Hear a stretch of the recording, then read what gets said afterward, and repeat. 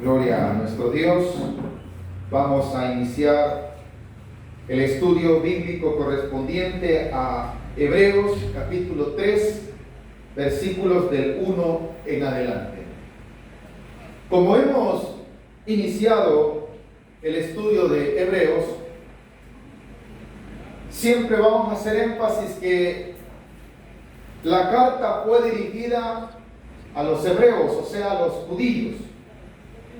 Y es por ello que vamos a encontrar exhortaciones como las que vimos ya en el capítulo 2, al cuidado que se debe de tener si tenemos una salvación tan grande que Dios nos ha dado, ¿verdad? ¿Por qué razón? Porque los hebreos conocen quién es Dios en sí. Es un Dios lleno de bondad, lleno de misericordia, pero también saben que Dios es celoso y que Dios no tolera la rebeldía, ni mucho menos la incredulidad.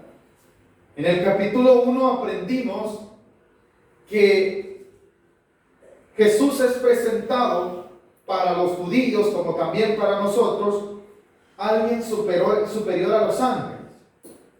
Y que si su palabra, la palabra que Dios dio a través de los ángeles al pueblo de Israel, se cumplió al pie de la letra, ¿cómo no se va a cumplir la palabra que ahora Dios ha hablado, no a través de ángeles, sino a través de nuestro Señor Jesucristo? Luego, en el capítulo 1 mismo, vimos que era superior a los ángeles. En el capítulo 2, la exhortación a saber que esa salvación que Dios ha prometido es grande y se debe de cuidar. Y que quien es el autor de esa salvación es Dios. Y que ese Dios desea salvar a la humanidad a través de la muerte de nuestro Señor Jesucristo. Usted y yo no somos salvos por nuestras propias obras. Ni nuestros hechos ni nuestras obras nos pueden salvar. Son imperfectas. Porque somos pecadores. Y a causa del pecado perdimos la comunión con nuestro Dios. Y el estado original del hombre fue arruinado por el pecado. Pero Cristo Jesús vino nuevamente a levantar esa creación que estaba caída por medio de su muerte. Porque Dios, a pesar de que el hombre, como lo estudiamos en el capítulo 2, solo estamos recapitulando, que quién era el hombre, decía por ahí un texto, ¿se recuerdan? Para que Dios se acordara de él. Le hizo menor a los ángeles, pero le dio mayores privilegios, dice. Le dio el privilegio de gobernar la tierra, pero la tierra dice que no está sujeta aún al hombre.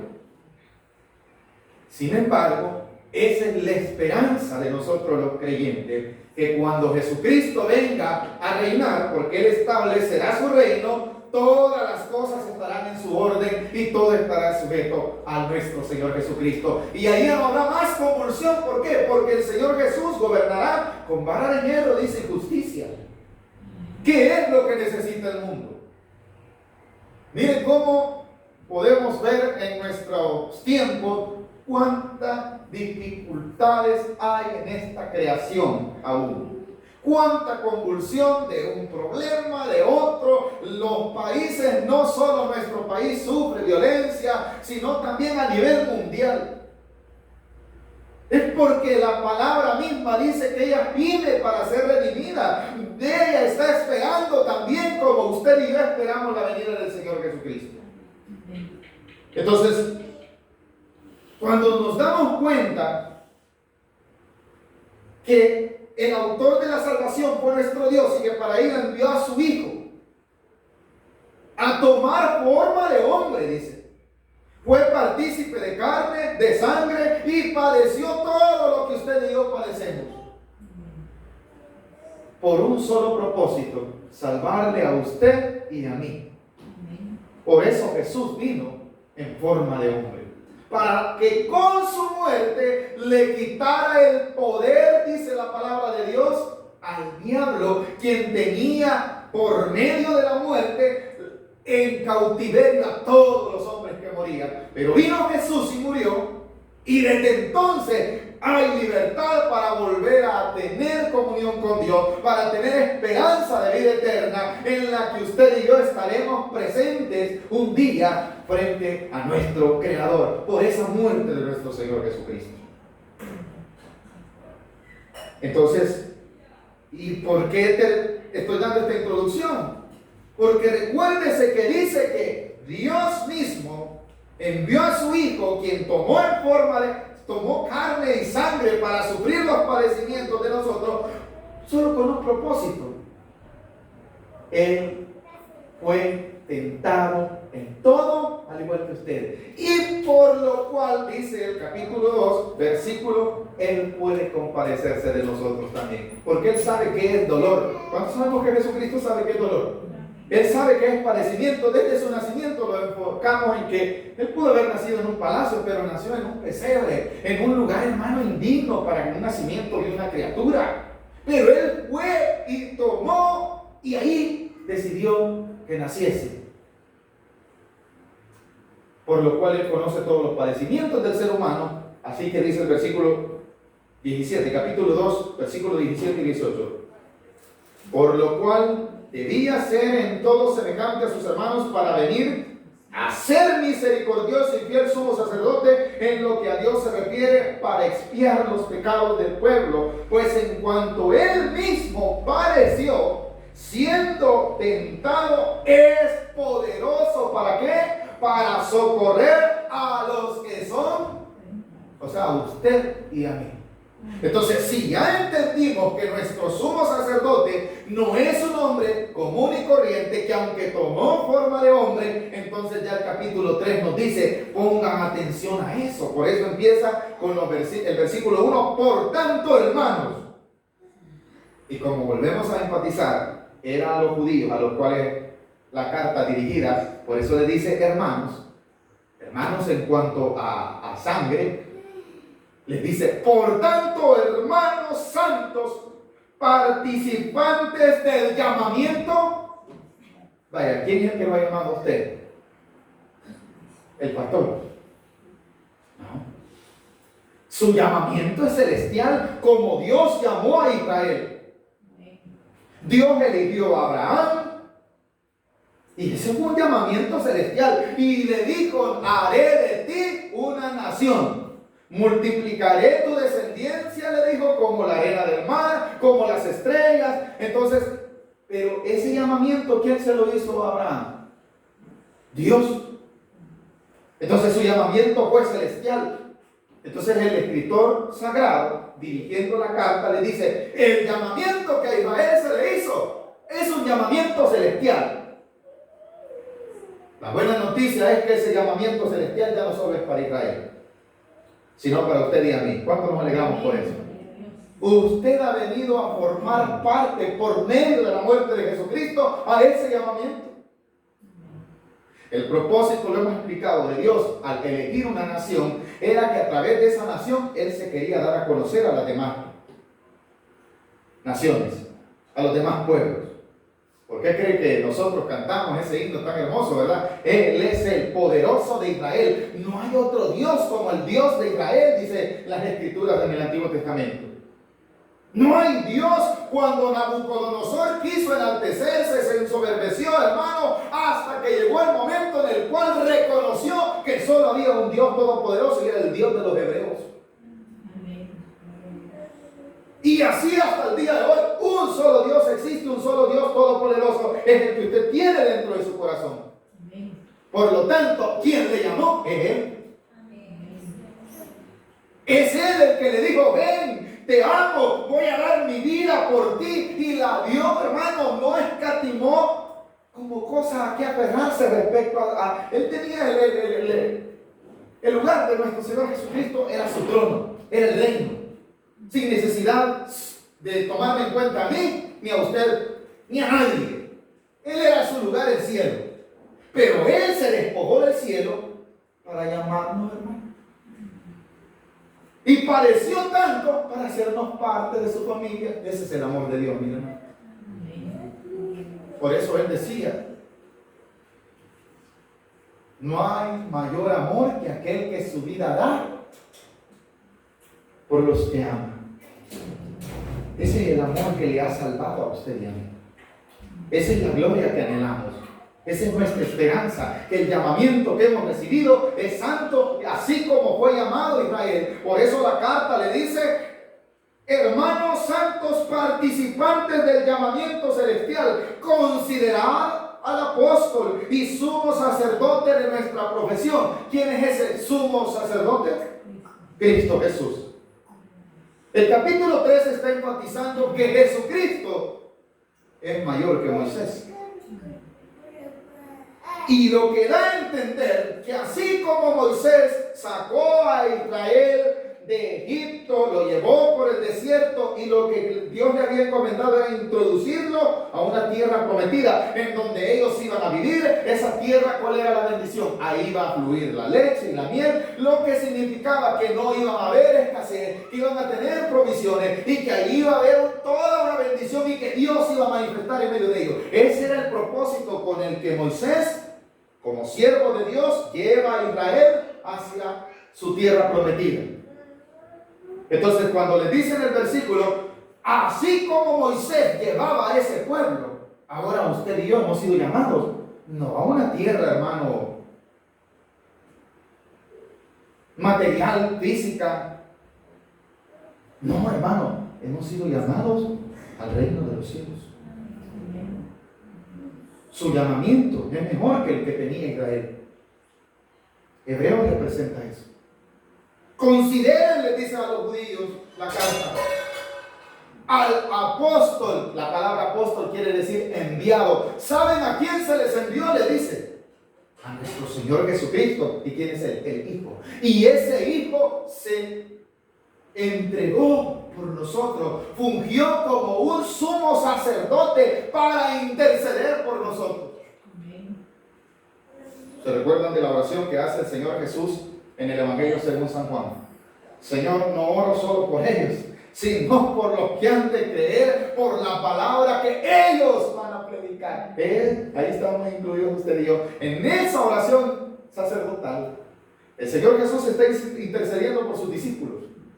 No te pido, le dice, que los saques del mundo, sino que los guardes. Miren qué lindo es el Señor.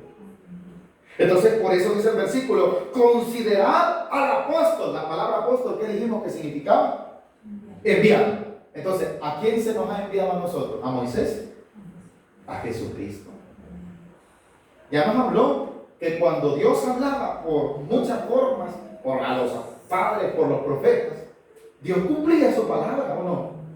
Ahora dice que nos ha hablado por el Hijo, a quien constituyó heredero. Pero en el capítulo 3 nos está diciendo que Él es el que envió. ¿Y qué decía Jesús en los evangelios? Que Él había sido enviado. Yo he venido a las ovejas perdidas, decía. No he venido a justos, sino a pecadores al arrepentimiento. Entonces, consideremos, hermano, que quien vino por nosotros no es un ángel, no es un profeta más, no es un simple sacerdote, es el único que puede interceder fielmente como se debe de hacer. Dice el versículo al final: considerad al apóstol y sumo sacerdote de nuestra profesión. O sea, quien nosotros creemos, al que fue enviado, hermano, no es ningún hombre, es Cristo Jesús. A Israel enviaron ¿a quién? A Moisés, para dirigir al pueblo hacia una tierra física. Ahí se les había prometido que iban a ser introducidos, que ahí no les iba a faltar nada, Dios los iba a guardar, les iba a dar bendiciones, pero había una condicionante. ¿Cuál era la condicionante? Uno era, y la principal, que tenían que creer lo que Dios les había prometido. Y a través de haberle creído a Dios, ¿qué tenían ellos que ser? Obedientes. Por eso es que en este mismo capítulo, más adelante, vamos a encontrar que no todos entraron a la tierra prometida. Todos salieron, dicen, y todos pasaron por el desierto, y todos vieron la gloria de Dios, pero no todos. Dice que algunos no lograron entrar por un problema. ¿Cuál fue? La incredulidad. Es la segunda exhortación que vamos a encontrar en el capítulo 3. Pero vamos a ir entrando. Entonces, lo que está haciendo la carta es colocando a Jesucristo, quien fungió como sacerdote, como apóstol enviado por Dios para nuestro beneficio, pero en una mayor gloria que la que tenía Moisés. Entonces, la misma carta está colocando a Moisés en un lugar especial, pero sobre ese lugar especial Jesucristo es mayor. Y ese es su Señor, ese es su Salvador, ese es su intercesor, Él es su sumo sacerdote. Avancemos, versículo 2. El cual es fiel al que le constituyó, como también lo fue Moisés. Está comparándolo a los dos. El cual es fiel. ¿Quién es fiel? Nuestro Señor Jesucristo. ¿A quién fue fiel? A su Padre. Porque Él vino a cumplir todo lo que le dijo el Padre, ¿verdad? Entonces en todo Él fue fiel. Fiel hasta la muerte, hermano. A Jesús nada le costaba demostrar su poderío y manifestarse de una forma, hermano, gloriosa, destruyendo a sus enemigos al momento en que le iban a crucificar. ¿Cuántos sabemos que Jesucristo tenía el poder de bajarse de la cruz? Pero como el mandato que le había dado el Padre, ¿cuál fue? Que muriera por nosotros. Que viniese a dar la vida por los suyos. Entonces el Señor Jesús fue fiel en todo, al igual que Moisés, dice el versículo 12, el cual es fiel al que lo constituyó, como también lo fue Moisés en toda la casa de Dios. Ahora, Moisés fue fiel cuando dice en toda la casa de Dios, se refiere al tabernáculo, se refiere a toda la obra que Moisés hizo también. En cuanto a lo que tenía que hacer, casi en todo fue fiel. ¿Se condujo bien? Sí. Ahora vamos al versículo 3. Porque de tanto mayor gloria que Moisés es estimado, digno cuanto tiene mayor honra que la casa que la hizo, el que la hizo. ¿Qué quiere decir? Moisés solamente fue un siervo, no como la palabra siervo, como un criado que está en esclavitud. No. Moisés fue utilizado por Dios, él fue obediente y en esa obediencia ofreció un servicio a Dios. Pero él no era el dueño de la casa. Él solo era ¿quién? El servidor. Y la palabra de Dios en los evangelios nos dice que el esclavo no queda en casa, sino ¿quién? El hijo, porque él es el heredero. Entonces, cuando se refiere a eso, ¿quién tiene mayor gloria? ¿El que hizo la casa o el que la administra? El dueño de la casa. Él decide qué hacer con la casa. En el tiempo de Israel, la casa era el tabernáculo. En el tiempo de hoy, no es un templo. ¿Sabe cuál es la casa de Dios en este tiempo? Usted y yo. ¿Cuántos nos alegramos por eso? ¿Y quién hizo esa casa? Dios. O sea, ¿quién lo hizo a usted? ¿Mi papá y mi mamá? No, dice que usted no fue engendrado por voluntad de hombre ni de carne, sino por voluntad de Dios. Lo dice el Evangelio según San Juan. No me lo estoy inventando yo. Los que no fueron, ya no son engendrados conforme a voluntad de varón ni de carne, dice, sino según la voluntad de Dios. Usted nació con un propósito divino, como dice el versículo 1. Ya por eso fue llamado del cielo. El llamado fue directamente a usted. Ahora dice el versículo 2, no lo hemos terminado. El cual es fiel al que lo constituyó, al que le constituyó, como también lo fue Moisés en toda la casa de Dios. Porque de tanto mayor gloria que Moisés es estimado, digno O sea, Jesús tiene una mayor dignidad que Moisés. Sí. ¿Por qué? Porque él no solo fue, hermano, un cordero, él mismo fue el que estuvo en la creación. Y termina diciendo el versículo 3: porque de tanto mayor gloria que Moisés es estimado digno cuanto tiene mayor honra que la casa, el que la hizo, el artífice de la salvación. ¿Quién fue? Según el capítulo 2, el Señor Jesucristo. Entonces Él es mayor que Moisés. ¿Por qué creen que el Señor Jesús, cuando habla acerca de la ley en el Evangelio, dice: oísteis que fue dicho en la ley esto, aquello y lo otro? Así dice el Señor, ¿verdad? Pero ¿cuál es el sello después de que dice un mandato del Señor Jesús? El Señor Jesús termina diciendo: más yo. ¿Eso qué quiere decir? Lo que yo digo es mayor que lo que dice la ley. ¿Oísteis que fue dicho? No matarás. Ese es un ejemplo que estoy poniendo. Jesús está hablando y enseñando acerca de la ley y dice: oísteis que fue dicho, en la ley de Moisés fue dicho, no matarás. Mas yo os digo, dice el Señor Jesús. ¿Qué quiere decir eso? Lo que yo les digo es superior, porque yo soy mayor que Moisés. Que aquel que en su corazón, dice, se airare contra su prójimo, ya cometió, dice, homicidio. Si ya deseó que alguien muriese en ese momento para nuestro Señor Jesucristo, aunque yo no maté al hermano, pero pensé matarlo, para él, hermano, yo ya me convertí en un homicida.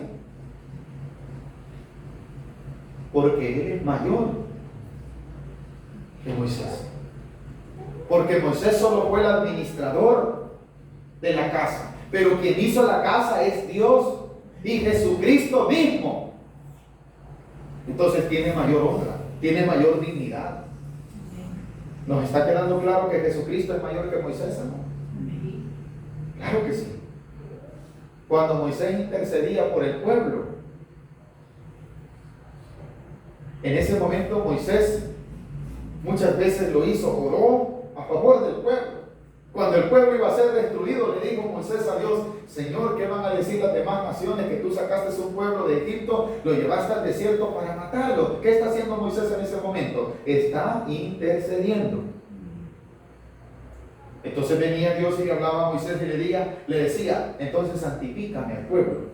Y tenían que hacer algo, sacrificar un cordero. Ahora, hermano, el intercesor suyo, que es nuestro Señor Jesucristo, Él se entregó por usted.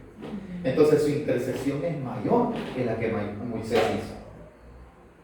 Versículo 4.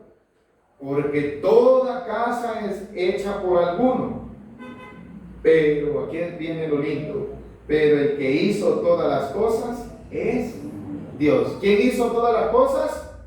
Vaya. ¿Quién le hizo a usted? Dios. Entonces usted y yo somos la casa de Dios. Porque toda casa es hecha por alguno, pero el que hizo todas las cosas es Dios. 5.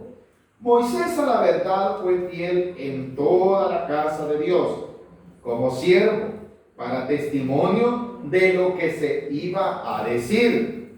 Pero aprendamos el versículo 6, algo tan especial. Pero Cristo, esa palabra, pero, quiere decir una diferencia. ¿O no? Pero Cristo. Si Moisés, sí fue fiel. Lo dice el versículo 5. Y Moisés a la verdad fue fiel en toda la casa de Dios. ¿Cuál era esa casa, dijimos? ¿Cuál era la casa a la cual Moisés fue fiel? El tabernáculo. En cuanto a todo el tabernáculo, Moisés fue fiel, lo dice la Escritura. Pero Cristo Jesús, ponga atención en esto, llévese esta bendición en su corazón, como hijo sobre su casa. La palabra sobre quiere decir, Él es el dueño. Sobre su, mire lo que dice el versículo 5 al final. Y Moisés a la verdad fue fiel en toda la casa. ¿De quién dice? De Dios. Pero cuando vemos que Cristo Jesús no fue fiel a la casa de Dios, sino a quién dice? A su. La palabra su es propiedad. O sea, ¿de quién era la casa? De Él mismo. Eso es lo que está diciendo el versículo 6. Pero Cristo como hijo sobre su casa, la cual casa somos nosotros. Menos invento mío, ¿verdad? Quiere decir que yo soy casa de Dios. ¿Cuánto podemos decir yo soy casa de Dios? Entonces, si usted es casa de Dios, quiere decir que esa casa tiene un dueño. Mi vida tiene un dueño. ¿Quién es? Jesucristo. ¿Por qué? Él la hizo. ¿Y cómo anda Jesús en su casa? Vamos a ver una ilustración. Todos aquí tenemos un lugar donde vamos a descansar. Ya me voy, ¿para dónde dice usted? Para mi casa. Y usted pide permiso para entrar en su casa.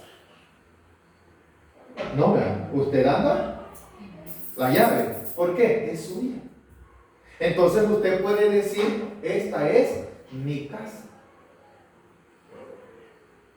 ¿Sabe que eso es lo que quiere decir el Señor Jesús de nosotros? Que nosotros somos su casa. Por lo cual, hermano, las llaves de su casa, ¿quién la debe de tener? El Señor Jesucristo. Así como usted tiene las llaves de su casa física, así como usted dice, esta casa es mía, por eso la cuida. Yo guardo, hermano, jugando pelota, están los hipotes en la casa, en la calle, ¿verdad? Y de repente, un pelotazo en el portón. Vayan, niños, vayan a molestar a su casa. Así dicen los vecinos, ¿o no? ¿Cuántos hemos dicho así? La hermana Eli se acuerda que ha mandado a molestar a muchos vecinos a su casa. Porque no quiere que le moleste en su casa, ¿verdad? Porque ella se cree dueña de la casa terrenal que Dios le ha concedido. Así como ella, también todos nosotros. Porque es suya, hermano. Ahora, Moisés, ¿quién era nada más?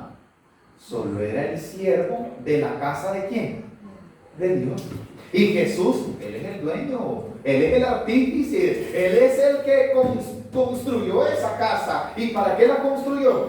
¿Para que otro la cuidara? No.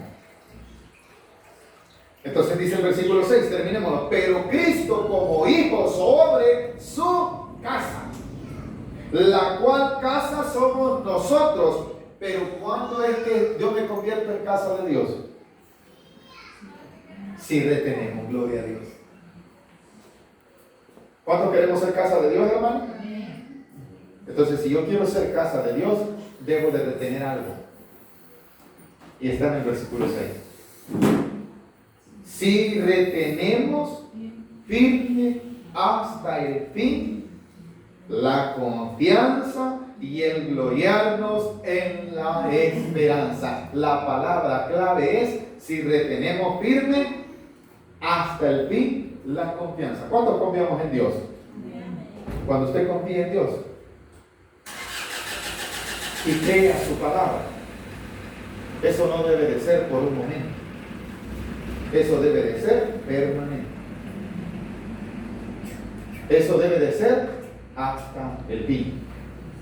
Y la palabra fin fue escrito en dos sentidos. Para los judíos era, hermano, hasta el día en que se manifestara para ellos la venida del Mesías. Para nosotros como iglesia, retener la confianza hasta el fin, ¿sabe cuál es, hermano? Hasta que muera o hasta que Cristo venga.